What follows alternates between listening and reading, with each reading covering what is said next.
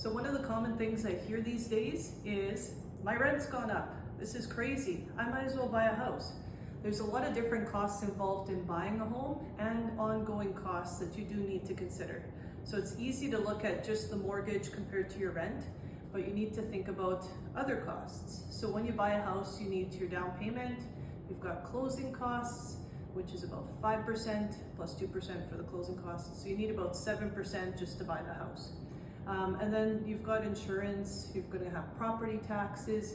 So it's really, really important that you look at your overall budget. The other thing is that depending on the house that you buy, you may have upcoming costs, and that can happen quite quickly. So if you buy a house that needs new shingles right away, you might need to take care of that quickly. But also, within the next 5 years, the first 5 years of buying your house, you may have the furnace go, or you may need to replace windows or different things that come up. So you really want to make sure that you also have an emergency fund set aside, money set aside in case those bigger costs come up in replacing or maintaining or repairing different things. So there are different things to consider. I'd be happy to sit down with you and discuss all the different things that are involved with buying a home.